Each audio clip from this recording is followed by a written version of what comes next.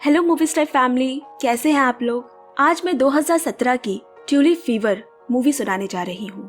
Director Justin Chadwick, IMDb rating 6.2। 70 साल का एक अमीर बूढ़ा व्यापारी जिसके साथ एक कमसिन नौजवान लड़की की जबरदस्ती शादी करा दी गई जो उसे वारिस देगी। लेकिन जब एक पेंटर उसकी जिंदगी में आया और उस लड़की को उससे प्यार हो गया, क्या करेगी अब वो। अब कहानी शुरू होती है 17वीं शताब्दी। ये उस दौर की बात है जब सुदूर पूर्व से लाए गए एक खास किस्म का फूल जिसे ट्यूलिप कहते हैं, यूरोप के बाजार में बहुत ही कम समय में खास जगह बना ली थी। कहा जाए तो ये किस्मत बदलने वाला था। लोग इस पे बोली लगाते, जुआ खेलते और इसी भीड़ से कोसों दूर एक अनाथालय में कुछ भगवान के फूल थे, ये बच्चे जिन्हें मुरझाने से रोकने की जिम्मेदारी सिस्टर उर्सुला ने उठाई है। और इसके लिए सोफिया से एक कीमत मांगी गई। सोफिया जो यहीं की पली बड़ी एक बच्ची है, उसे दूर शहर से आए एक बड़े मसाले व्यापारी कॉर्नेलिस से शादी करनी होगी।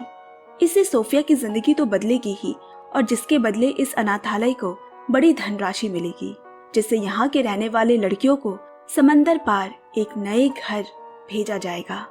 पर सोफिया से इसके लिए किसी तरह की रजामंदी नहीं ली गई। उसका फैसला हो चुका था। जाते वक्त सिस्टर उर्सुला ने उसे समझाया, देखो, शादी होना भी एक नसीब का खेल है। तुम बड़े घर में जाओगी, तुम्हारे आगे पीछे नौकर होंगे, तुम उसका वंश आगे बढ़ाने के लिए उसे वारिस दोगी और अपनी जिंदगी कामयाब करोगी। अपने पति को प्यार, सम्मान और उसकी हर हाँ में हाँ मिलाने की बात तुम अपने मन में गांठ बांध कर रख लो। सोफिया यहाँ आई तो नंगे पैर थी, मगर आज उसे लेने 4 घोड़ों वाली एक बग्घी आई है। बड़े शहरों के बड़े घर की होने जा रही है सोफिया। पता नहीं उसके भाग्य में आगे क्या होना लिखा है। अब कहानी 3 साल बाद पर आ जाती है। यहाँ मिस्टर कॉर्नेलिस और सोफिया इतने समय से एक वारिस पैदा करने की कोशिश कर रहे हैं, जो किसी वजह से मुमकिन नहीं हो पा रहा। कॉर्नेलिस के दोस्त के घर साल भर में बच्चे की किलकारियां गूंजने लगी है, जिससे वो थोड़ा परेशान रहने लगा है। उसकी रुचि अब सोफिया में कम होती जा रही है। उसके दोस्त का सुझाव है कि किसी और से शादी कर ले। यूं एक ही लड़की के पीछे समय जाया मत करो, वरना बिना वारिस के ही मारे जाओगे। शुरू से ही मिस्टर कॉर्नेलिस के घर में एक नौकरानी काम करती है। सोफिया की हम उम्र है, मारिया। दिन का अधिकतर समय दोनों लड़कियां साथ गुजारते, साथ बाजार भी जाते। इसी बाजार में मारिया का एक आशिक रहता है, विलियम। वो मछली बेचने का काम करता है और दोनों प्यार में हैं। मछली देने के बहाने वो मारिया से मिलने हर रोज आता है। इतना कि अब तो कॉर्नेलिस भी खाने में मछली खा खा कर तंग आ चुका है। इसी तरह एक एक कर दिन गुजरते जा रहे हैं, मगर कॉर्नेलिस और सोफिया की कोशिशों का कोई नतीजा नहीं निकल रहा। मिस्टर कॉर्नेलिस उम्रदार सही, पर ईश्वर को मानता है, नौकरों के लिए दयालु है और सोफिया का हर तरह से ख्याल भी रखता है। पहले ही दिन से वारिस पैदा करने के तनाव से पिछले 3 साल से वो दोनों जूझ रहे हैं। सोफिया ने सिर्फ अपना फर्ज पूरा करने के अलावा कुछ नहीं सोचा। प्यार किस परिंदी का नाम है उसे मालूम ही नहीं। वो बस अपने असमर्थता को भुगत रही है। दवाओं का भी कोई असर नहीं पड़ता। एक दिन कॉर्नेलिस ने दोनों की एक पेंटिंग बनवाने की सोची और इस काम के लिए यॉन वान नाम के एक नए कम मशहूर पेंटर को बुलाया गया। यॉन को इन दोनों काम की सख्त जरूरत है, क्योंकि यही उसकी जीविका का साधन है। जब उसकी पहली नजर कॉर्नेलिस और सोफिया पर पड़ी, दोनों की उम्र में इतना फासला, थोड़ी देर के लिए वो भी चौंक गया। खैर, अब धीरे धीरे रंग कैनवस पर उतरने लगा। यॉन कई घंटे वहां बिताने लगा। अनाथालय में पली बड़ी सोफिया को कभी किसी जवान मर्द की नजरों ने छुआ नहीं है। यॉन की घूरती नजरें उसे बेचैन कर देती। मिस्टर कॉर्नेलिस एक तरफ अपने मसालों के व्यापार की शीखी बगाड़ने में लगा रहता और दूसरी तरफ सोफिया की हिचकिचाहट उसकी बदन की भंगिमा से बयां होती, जिसे यॉन अपनी ब्रश पे लगी स्याही से कैनवस पर उतारता रहता। यहाँ एक और प्रेम कहानी आग बनकर विलियम को सुलगा रही है। वो मारिया को अपने पास पाना चाहता है, उससे शादी करना चाहता है, पर उसकी जो हालत है, ऐसा करने के लिए उसे बहुत बड़ा जुआ खेलना होगा, दाव लगानी होगी। वो ट्यूलिप फूल के पौधों के लिए बोली लगाने पहुंचा और अब तक जमा किए कमाई से फूलों का सौदा किया। अब इधर यॉन को पेंटिंग का आगे का काम करने के लिए 2 हफ्ते बाद का समय दिया गया, पर सोफिया नहीं चाहती कि कॉर्नेलिस यॉन को वापस बुलाए। वो उसे कहती है, इस तरह की बड़ी बड़ी तस्वीरें तो देवी देवताओं की बनती है ना, हम अपनी ऐसी तस्वीर बनाकर उनकी नज़रों में गुस्ताखी कर रहे हैं। रोक तो ये काम, यॉन को दोबारा मत बुलाना। सोफिया की ऐसी बचकानी बातों पे कॉर्नेलियस को हंसी आ गई। अब यहाँ अब की बार मारिया से मिलने आया विलियम ने उसे बता दिया कि उसने ट्यूलिप के पौधों पर बोली लगाई है। अगर पैदावार अच्छी हुई तो हम उन पैसों से शादी कर लेंगे। दोनों की ही आंखों में उम्मीद की झलक है। 2 हफ्ते बाद यॉन वापस काम पर लग गया। आज कॉर्नेलियस को जल्दी जाना पड़ गया। सोफिया को नारंगी ट्यूलिप फूल पकड़े खिड़की के पास देख यॉन को उसकी एक अकेली तस्वीर बनाने की सूझी और वापस आकर उस तस्वीर को पूरा करते वक्त सोफिया की आंखें, उसका लहजा वो भुलाए नहीं भूल पा रहा। और यॉन को महसूस हुआ कि वो सोफिया से प्यार कर बैठा है। वो तुरंत उसके घर की तरफ निकला। यहाँ सोफिया भी घर पर बेचैन है क्योंकि आज कॉर्नेलियस को काम से बाहर जाना है तो यॉन नहीं आएगा। पर घर पर उसके पाँव टिक ही नहीं रहे। उसे जाना होगा और वो निकल पड़ी। हुआ यूं कि यॉन जब पहुंचा तो उसे मारिया खड़ी मिली और इधर सोफिया ने यॉन के घर का दरवाजा खटखटाया। क्या अजीब सा पागलपन है। यॉन ने हिम्मत कर सोफिया के नाम एक खत लिखा कि उसे कुछ ट्यूलिप के फूल भिजवा दे तस्वीर बनवाने के लिए। वो उसे शाम तक लौटा देगा। दरअसल यहाँ ट्यूलिप उसने सोफिया को कहा है कि वो उसके वहां आए। सोफिया ने ये खत कॉर्नेलियस को दिखाई। उसे लगा कि यॉन को वाकई में फूलों की जरूरत है। उसने मारिया से कल जॉन तक वो फूल ले जाने को कहा क्योंकि कॉर्नेलियस को काम से कल बाहर जाना है, मगर मारिया को उसकी माँ से मिलने जाना है। तो उसने सोफिया को जाने को कह दिया जिसका वो इंतजार कर रही थी। और फिर जिस बात का डर था वही हुआ। 2 जवां दिल तन्हाई में मिले और खुद को रोक ना सके। उनमें प्रेम संबंध बन गए। अब तो कॉर्नेलियस की आंखों के सामने भी दोनों धूल झोंकने लगे। यही नहीं, यहाँ विलियम का फूलों का सौदा भी शानदार रहा। फूलों की देखभाल का भार उसे अनाथालय की सिस्टर उर्सुला को दिया गया है। सिस्टर उर्सुला ने बताया कि विलियम की सफेद ट्यूलिप क्यारी में गुलाबी धारियों वाला एक नया फूल भी शामिल है जो कई गुना दाम में बिकेगा। विलियम ने उस फूल का नाम मारिया रखा। आज शाम के फूलों के होने वाली नीलामी में विलियम ने उम्मीद से कई गुना ज्यादा पैसे बनाए। अगली सुबह जब मारिया को मछली बेचने कोई और आया, वो चौंक गई क्योंकि विलियम ने अभी तक उसे कुछ भी नहीं बताया है। वो उसे खुद ये खुशखबरी देना चाहता है। अब एक दोस्त की पार्टी में कॉर्नेलियस और सोफिया दोनों को जाना है, लेकिन सरदर्द का बहाना कर सोफिया ने उसे अकेले भेज दिया और मौका देख मारिया के कपड़े पहन वो यॉन से मिलने निकल गई। उसी ओर आते विलियम ने पीछे से मारिया के कपड़े पहने सोफिया को देखा। उसने उसका पीछा किया और यॉन के घर तक जा पहुंचा और उसे उसके आशिक के साथ देख विलियम का दिल टूट गया। उससे भी बुरा उसके साथ ये हुआ कि गम भुलाने आया वो शराब खाने में किसी ने उसकी सारी कमाई चुरा ली। यहाँ सोफिया और यॉन का प्यार परवान चढ़ रहा है। यॉन जवान है, खूबसूरत है। ऐसी संतुष्टि का एहसास उसे कॉर्नेलियस से आज तक नहीं मिला। सोफिया का दिल और दिमाग उसका साथ नहीं दे रहा। एक तरफ दिमाग कह रहा है ये गलत है, लेकिन दिल का खिंचाव और बदन की भूख उसे बार बार यॉन के दरवाजे तक ले आती। इस दौरान उनके बीच और भी पुरानी बातें कहीं सुनी गई जिसमें कभी कॉर्नेलियस ने दिलचस्पी नहीं दिखाई। बाप रे, उस दिन तो सोफिया बाल बाल बची। नशे में कॉर्नेलियस ने उसे घर में घुसते हुए नहीं देखा, लेकिन किसी और ने जरूर देख लिया जिसके कपड़े वो बिना पूछे पहनकर गई थी, मारिया। एक सुबह मारिया का चेहरा उतरा हुआ है क्योंकि इतने दिन से विलियम की कोई खबर नहीं है और वो उसके बच्चे की माँ बनने वाली है। उसे लग रहा है विलियम ने उसे धोखा दिया है। उसने ये बात सोफिया से कही। वो बोली, मैं जब तक हो सके इस बात को छुपाने में मदद करूंगी, मगर कॉर्नेलियस को जब पता चलेगा उसके बाद पता नहीं क्या होगा। मारिया ने उसका राज भी उजागर किया। तुम्हें मेरी मदद करनी होगी, वरना मैं मिस्टर कॉर्नेलियस को तुम्हारे और यॉन के संबंध के बारे में बता दूंगी। अगर मैं डूबी तो तुम्हें साथ लेकर डूबूंगी। मारिया को कहते हुए दुख हुआ उसे, क्योंकि वो सहेली जैसी है, मगर वो मजबूर थी। सोफिया ने यह बात यॉन को भी बताई कि इस राज से कभी भी पर्दा उठ सकता है। परेशान तो वो थी ही। फिर एक आधी रात उसने देखा कि कॉर्नेलियस बिस्तर पर नहीं है। उसे ढूंढते हुए वो नीचे गई। अंगीठी के पास खड़ा वो किसी गहरी सोच में डूबा हुआ है। सोफिया को देख उसने अपने दिल का बोझ हल्का करके कहा, भगवान ना मुझे सजा दे रहा है। मेरी पहली पत्नी जब प्रसव पीड़ा में थी, माँ और बच्चे में से किसी एक को बचा सकते थे। मैंने वारिस के लालच में बच्चे को बचाने के लिए कह दिया, और ऊपर वाले का खेल देखो, दोनों ही मेरे पास नहीं है। उसके बूढ़े कांपते हाथों को देखते हुए सोफिया को दया आ गई और साथ एक तरकीब भी सूझी। उसने कॉर्नेलियस से कहा, मैं माँ बनने वाली हूँ। मैंने सोचा किसी अच्छे मौके पर बताऊंगी, पर अब तुमने ये बात कह दी तो मुझसे भी रहा नहीं गया।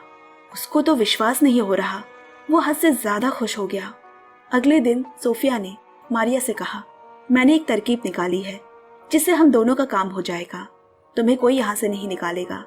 हमेशा अपने बच्चे के पास रहोगी और तुम्हारे बच्चे को एक नाम भी मिल जाएगा। मारिया कुछ समझी नहीं।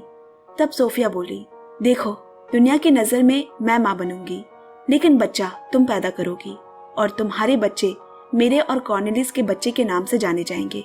इससे तुम्हें कहीं और जाने की जरूरत नहीं होगी। उसने यॉन को भी इस बात के लिए मना लिया। इससे वो हमेशा आसपास रहेंगे। यहाँ डॉक्टर को भी पैसे देकर दोनों कॉर्नेलियस की आंख में धूल झोंकने में कामयाब रहे, क्योंकि वो वैसे भी मसालों के व्यापार के सिलसिले में कई कई हफ्तों तक विदेश के दौरे पर रहता है। सब कुछ सही चल रहा है। मारिया को छत मिल गई, कॉर्नेलियस को बच्चा और सोफिया यॉन को एक दूसरे का साथ। लेकिन पता नहीं वो ऐसा कब तक कर पाएंगे, क्योंकि अगर उन्होंने भागने की कोशिश की तो कॉर्नेलियस उसे कहीं से भी ढूंढ निकालेगा। अब यहाँ यॉन भी ट्यूलिप के जुए में हाथ आजमाना चाहता है, जिसकी मांग और कीमत हीरे से कम नहीं। वो भी जल्दी से पैसे कमाकर सोफिया को कहीं दूर ले जाना चाहता है और कोई बड़ी बोली, बड़ा दाव लगाने की सोच रहा है। आजकल वहां के खूब चक्कर भी लगा रहा है। उसने सोफिया से भी इस बारे में जिक्र किया। सोफिया ने कुछ ट्यूलिप के बीजों का जिक्र किया। जब वो अनाथालय में रहती थी, उसका अपना एक ट्यूलिप के पौधों का बगीचा था। उसने तब के कुछ बीज संभाल कर भी रखे हैं। वो वहीं कहीं गोदाम में पड़े होंगे। अब यॉन रात के अंधेरे में वो बीज चुराने गया, लेकिन सिस्टर उर्सुला ने मौके वारदात उसके सर पर एक भारी चीज से मारकर उसे बेहोश कर दिया। सुबह होश आने पर उसने सिस्टर उर्सुला से माफी मांगी और अपनी परेशानी बताई कि वो किसी से बहुत प्यार करता है और उसके साथ घर बसाना चाहता है। सिस्टर उर्सुला के यहाँ ये कारोबार काफी समय से हो रहा है।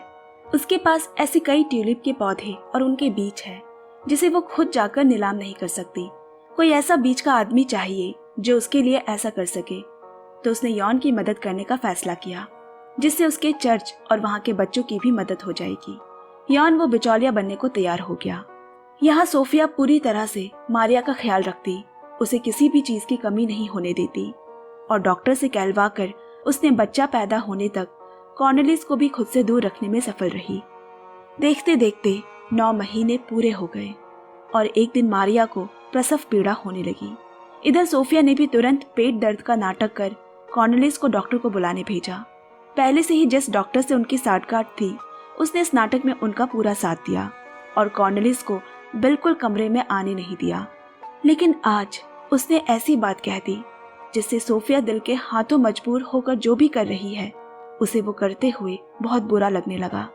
कॉर्नेलियस ने दरवाजे के उस तरफ खड़े होकर ये कहा था, डॉक्टर, अगर दोनों में से किसी एक को चुनने की नौबत आए तो हिचकिचाना मत, मेरी सोफिया को ही बचाना। अब जैसा कि तय था, जब कॉर्नेलियस कमरे में दाखिल हुआ, मारिया बच्चे को लेकर गोद में बैठी है और उसे बताया गया कि सोफिया बच्चे को जन्म देते हुए चल बसी। उसमें एक भयानक संक्रमण रोग के लक्षण थे जो तेजी से फैलते हैं। कॉर्नेलियस को ठीक से सोफिया को देखने तक नहीं दिया गया और उसे ताबूत में भरकर नदी के रास्ते बाहर निकाल दिया गया। यही एक तरीका था जिससे वो कॉर्नेलियस और अपना किस्सा खत्म कर सकती थी। इधर यॉन को आज ही सारे काम निपटाकर सोफिया के साथ ये शहर छोड़ देना है। उसके पौधों की बोली लग चुकी है। उसके कई खरीदार मौजूद हैं जिन्हें अपना माल चाहिए। वो सब यॉन के घर पर आ धमके हैं कि कहीं यॉन ये सौदा किसी और को ना बेच दे, क्योंकि ट्यूलिप का बाजार उस दौरान बहुत गर्म था। कोई भी तय दाम से दुगना दाम देकर उन्हें खरीदने को तैयार हो जाता। यॉन को उनके पास रुकना होगा जब तक सबका हिसाब बराबर नहीं हो जाता। इसीलिए उसने अपने दोस्त को सिस्टर उर्सुला से ट्यूलिप्स के बीज लाने के लिए भेजा। दूसरी तरफ यॉन के दोस्त ने सही सलामत एक गुप्त जगह में सोफिया को ताबूत से बाहर निकाला। जो कुछ भी किया, उसका सोफिया को बहुत अफसोस हो रहा है। उसे मालूम नहीं था कि कॉर्नेलियस को उसकी इतनी परवाह है। वो अपने बच्चे के ऊपर उसे बचाना चाहता था। उसने यॉन के दोस्तों से कहा, मैं नहीं ये कर पाऊंगी, मैं वापस कॉर्नेलियस के पास जाना चाहती हूँ। मगर घर पहुंचकर उसने कॉर्नेलियस को मारिया के बच्चे को अपना समझकर कुछ पलों के लिए मुस्कुराते हुए देख रही है। उसके माथे पर सुकून है। सोफिया उसे बच्चे का सुख नहीं दे पाई और अगर वो उसे सब कुछ बता देगी तो ये मासूम पल भी वो उससे छीन लेगी, पर बदले में देने के लिए उसके पास कुछ नहीं होगा। वो वहीं खड़ी उसे देखती रह गई। इससे पहले कि उसे कोई देख ले, उसे यहाँ से अकेले ही दूर चले जाना होगा, क्योंकि वो इस झूठ का बोझ लिए यॉन के साथ जिंदगी नहीं गुजार सकती। पुल पार करते हुए उसका चोगा पानी में गिर गया।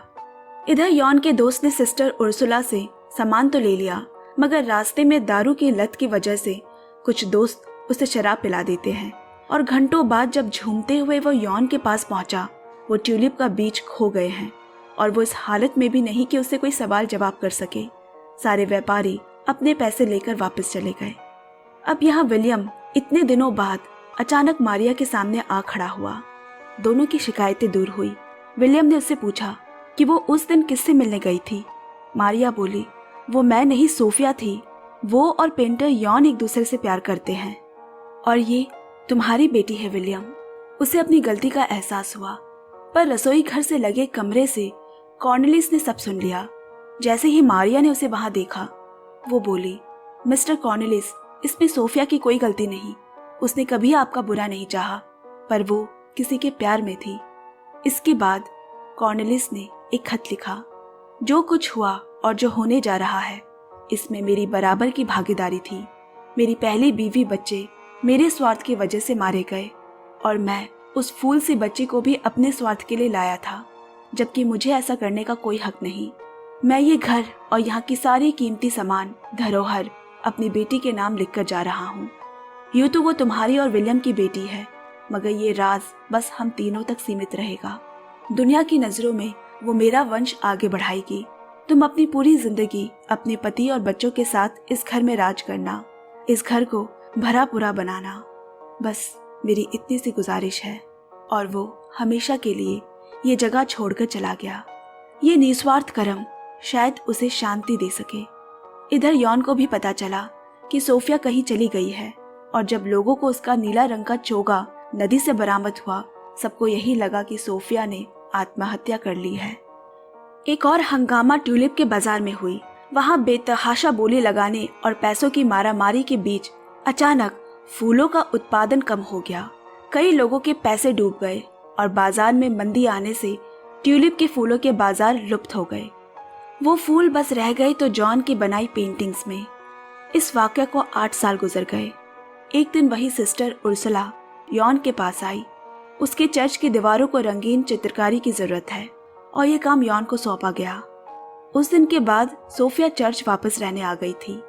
सिस्टर ने यॉन और सोफिया को एक बार फिर मिला दिया और इस तरह जो कीमत कभी सोफिया से मांगी गई थी, सिस्टर ने उसे चुका दिया। इधर उस निस्वार्थ काम से कॉर्नेलिस को भी अपने मन के बोझ से मुक्ति मिल गई और उसे दोबारा मौका मिला। आज उसका भी खुद का एक परिवार है और वो बहुत बहुत खुश है। यहाँ मारिया और यॉन को और 5 बच्चे हुए, मगर उनकी सबसे बड़ी बेटी उन सबसे खास है, क्योंकि वो खून उन दोनों का है, मगर वंश किसी और खानदान की कहलाएगी और उसका नाम उसकी सहेली के नाम पर रखा गया, सोफिया। बस कहानी यही खत्म हुई। पसंद आए तो प्लीज लाइक, शेयर, कमेंट, प्यार पक्के से देते रहे। Bye bye, take care and love you.